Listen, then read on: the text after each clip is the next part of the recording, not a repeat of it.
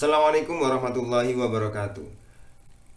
Pemerintah menetapkan untuk tidak menerima kembali WNI yang ex ya atau ex WNI atau orang-orang Indonesia lah yang dulunya WNI yang bergabung bersama IS ya, Islamic State ya, itu ISIS ya. Kalau kita baca dalam ejaan Indonesia ISIS, tapi sebenarnya IS ya, Islamic State of Syrian and Iraq. Iraq and Syrian ya. Islamic State of Iraq and Syrian ya. Jadi IS ya, Islamic State, ISIS ya, ISIS. Jadi ISIS itu ada beberapa yang dulunya warga negara Indonesia itu sekarang udah kalah ISISnya, apakah dipulangkan kembali ke negara asalnya atau tidak. Dan pemerintahan Jokowi dengan sikap menyatakan tidak akan menerima ex WNI, ex ISIS ya, itu ya, tidak, atau dalam kata lain menolak mereka pulang ke Indonesia. Nah, ini harus kita dukung ya, kita setuju banget ini ya. Karena bisa jadi apa yang kemudian kalau ada dimasukkan ke dibolehkan lagi mereka pulang, itu akan ya berbahaya. Artinya apa yang mereka dapat di sana dan ternyata mereka kalah, ya, siapa tahu bisa membuat ya atau bisa mengalih transferkan ya, mengalihkan konsep-konsep ideologi yang berbahaya itu di dalam negeri kita ya. Ini sangat berbahaya. Maka kalau kita lihat, kita ulas bahwa ada beberapa yang ternyata tertipu dengan adanya narasi-narasi katanya IS itu wah damai, kemudian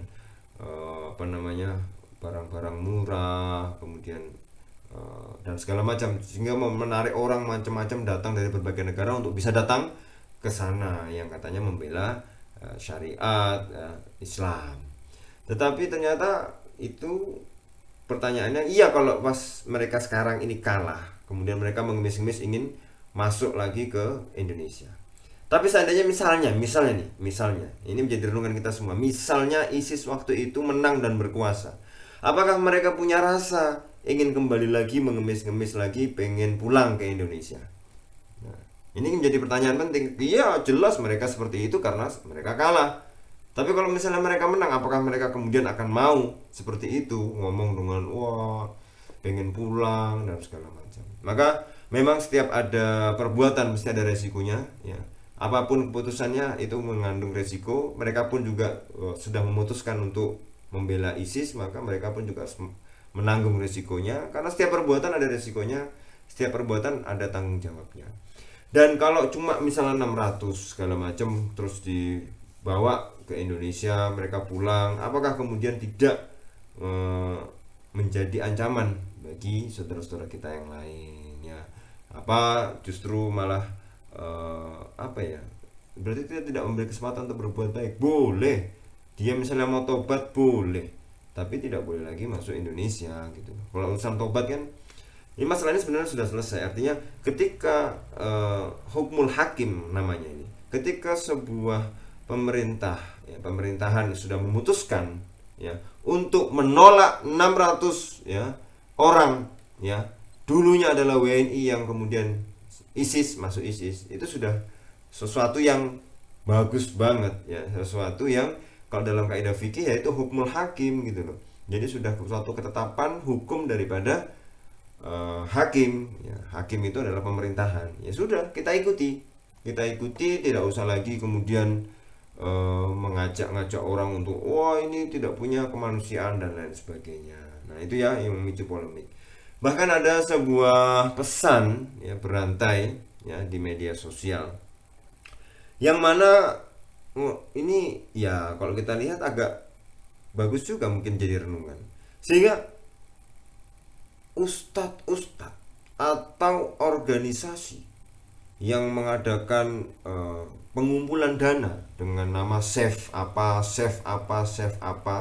itu sejatinya mereka adalah yang ngompor-ngompori warga negara Indonesia untuk mau pergi ke sana, ke ISIS, ya bergabung bersama ISIS. Ada postingan artikel yang seperti itu. Artinya ini bisa menjadi renungan juga, apakah penggalangan dana dengan Save Suria, Save apa itu justru menjadi pemicu orang untuk mau bergabung atau mau ikut dengan ISIS. Mungkin belum ada penelitiannya, ini mungkin masih kira-kira, tetapi ya bisa jadi demikian, tapi bisa juga tidak. Nah, ketika acara penggalangan dana ini yang jelas tidak pernah ada laporannya itu, ya, kemudian di sana kan ketika perang Suriah itu macam-macam, ada namanya ini kelompok-kelompoknya kan macam-macam, mewakili apa dan segala macam kita tidak tahu. Salah satunya ada ISIS.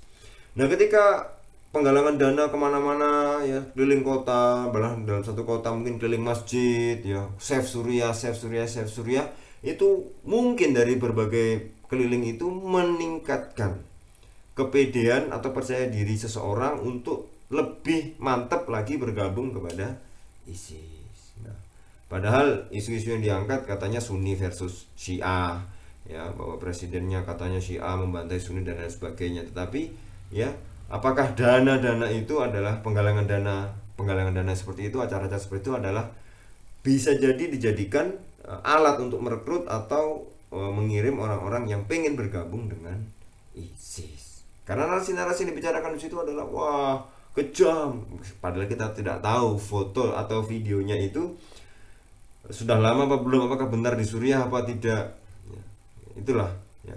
Tapi yang jelas memang ISIS ini adalah sebuah gerombolan yang kemudian mengancam, ya, sehingga membuat Rusia, ya, itu luluh lantak, ya, banyak yang rusak dan segala macam, yang itu sangat membahayakan.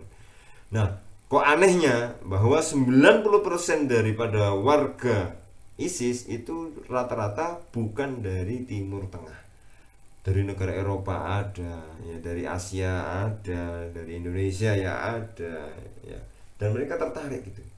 Sekarang pertanyaannya, kenapa kok mereka tertarik? Karena ada yang mengenalkan itu kepada mereka.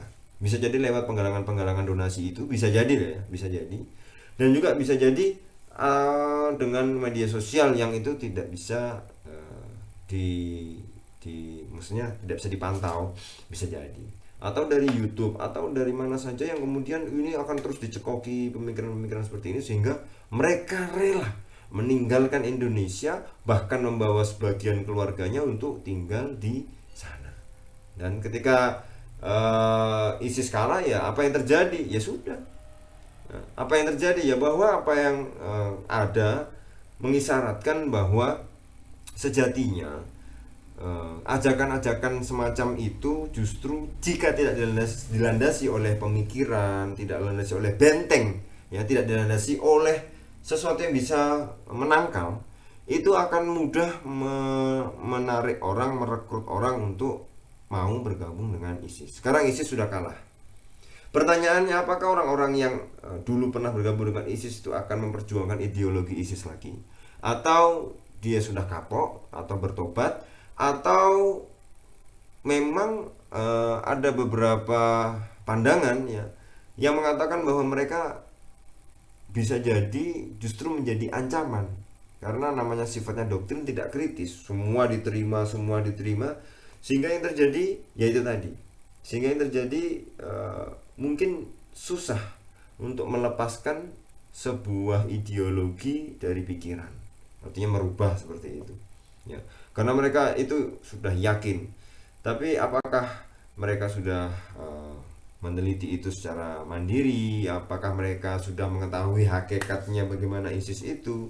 Tapi setelah diwawancara kan mereka bilang, oh ya, kami menyesal, kami bergabung dengan ISIS menyesal. Nah, kenapa kok tidak tanya-tanya dulu dengan yang ahlinya, kok tiba-tiba berangkat ke sana tanpa landasan yang jelas? Nah, maka itu kita menjadikan renungan, ya, bagaimana konsep-konsep dalam beragama itu harus runut.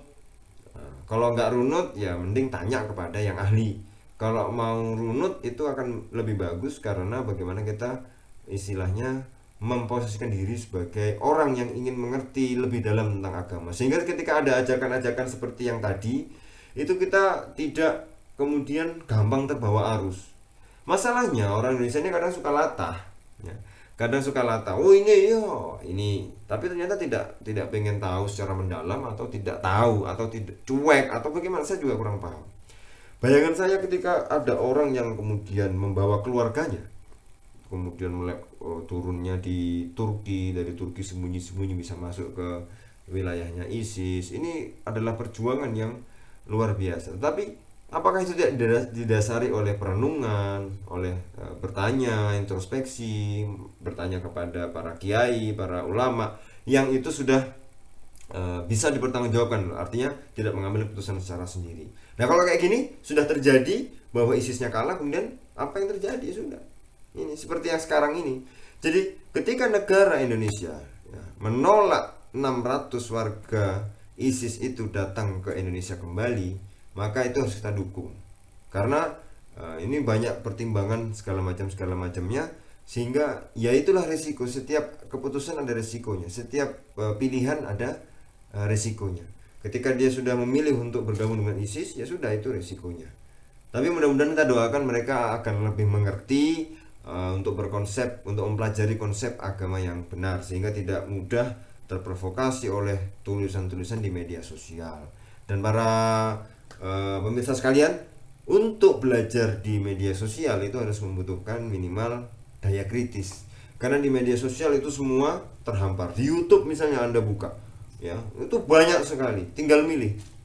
Nah ketika proses memilih inilah yang disebut bagaimana mendayagunakan akal, mendayagunakan pikiran untuk bisa memilah dan memilih apakah hal ini sesuai syariat atau tidak, bagaimana kemungkinan terburuk dan lain sebagainya. Nah, ini ya, jadi belajar agama tidak cukup hanya dengan nas, ya Al-Quran, hadis, tetapi juga harus dibarengi dengan semangat belajar yang tinggi dan juga dengan keilmuan pemahaman agama yang baik dan benar. Ikutilah sawadul azam, ya as-sawadu al-azamu itu artinya adalah mayoritas ulama, ya mayoritas umat muslim. Apa pendapat dari mayoritas? Ya mayoritas umat Islam. Maka disinilah kita bisa melihat. Terima kasih kepada para pemerintah yang sudah menolak. Nah ini menjawab kegundahan para netizen semuanya, apakah ex-WNI itu dipulangkan ke Indonesia atau tidak. Ya ternyata keputusannya tidak. Ya kita doakan mudah-mudahan mereka baik-baik saja, menjadi lebih baik, ya siapa tahu bisa berasimilasi dengan warga setempat di sana. Dan itulah yang kita harapkan, mudah-mudahan mereka menjadi lebih baik daripada sebelumnya. Terima kasih, kita ketemu lagi di video selanjutnya. Assalamualaikum warahmatullahi wabarakatuh.